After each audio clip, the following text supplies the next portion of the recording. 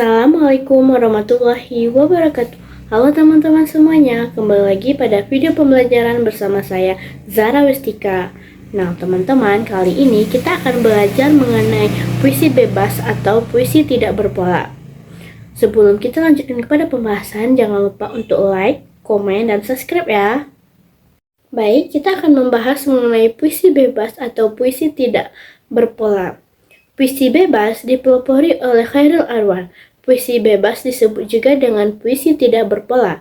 Puisi bebas adalah puisi yang tidak memiliki pola atau dengan kata lain, puisi yang tidak mengandung keterikatan di dalamnya. Puisi ini tidak terikat oleh pola irama atau rima tertentu. Puisi tidak berpola atau yang dikenal dengan puisi bebas memberikan kebebasan penuh bagi pengarang dalam penggunaan bahasa dan struktur. Puisi bebas adalah suatu karya sastra di mana penyairnya tidak terikat pada peraturan baku penulisan puisi atau aturan sajak rima dan jumlah baris pemilihan kata. Hadirnya puisi bebas ditandai dengan karya-karya Khairul Anwar. Puisi bebas juga dipelopori oleh Sutarji Kolzum Bahri. Puisi bebas Sutarji dikenal dengan mantra atau puisi yang mengandung mantra.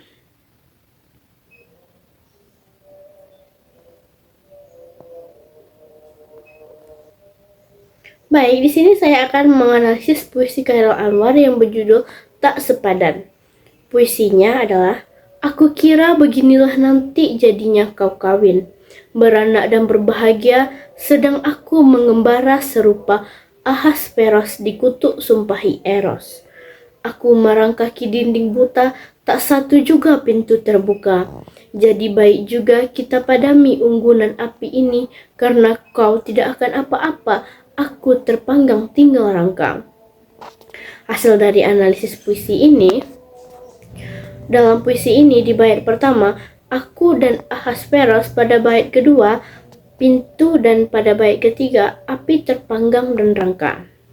Pada bait pertama, secara metaforis, menyatakan bahwa sang tokoh menyamakan dirinya dengan Ahasveros. Dalam sejarah mitologi, Ahasverus seorang raja Persia yang senang sekali mengembara untuk mencari kehidupan, mencari jati diri. Namun akhirnya berubah menjadi tokoh aku merasa sudah menjalani hidup seperti Ahasveros karena dia terus mengembara, mencari jati dirinya, mencari cinta, memperjuangkan hingga akhirnya merasa gila sendiri karena dia merasa bahwa upaya pencarian hanya berjuang dengan sia-sia.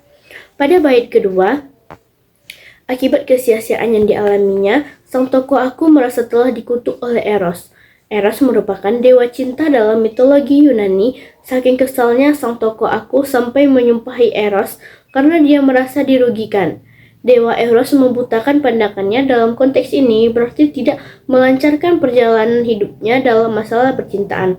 Sehingga dinding buta dianalogikan sebagai hambatan sang tokoh dalam meraih jalan yang ingin sang tokoh sampaikan.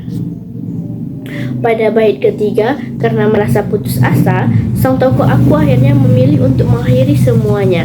Ambisi, hasrat, dan gejolak asmara yang selama ini disimpan baik-baik. Hati sang tokoh aku digambarkan seperti unggun api unggun yang membara. Dalam kenyataannya, api merupakan zat yang panas karena tidak kuat lagi merasakan panasnya.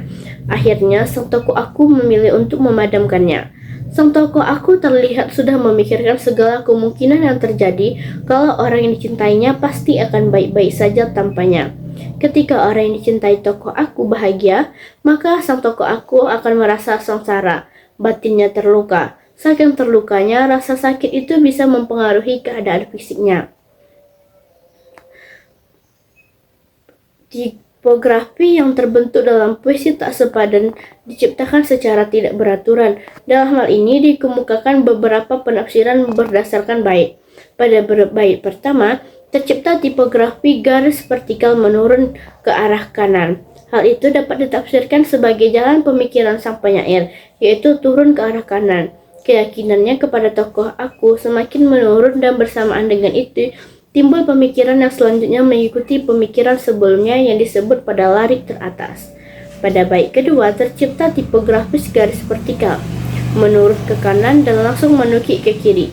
Hal itu dapat ditafsirkan sebagai jalan kehidupan penyair setelah menerima kenyataan yang dia terima. Pada bait ketiga tercipta tipografi yang semakin rumit. Dalam bait itu digambarkan sebab akibat. Hal itu menyangkut keputusan dan penderitaannya yang semakin menjadi sehingga digambarkan tidak semestris. Sang tokoh aku akhirnya memutuskan untuk mengakhiri hubungan dan perkara yang dialaminya.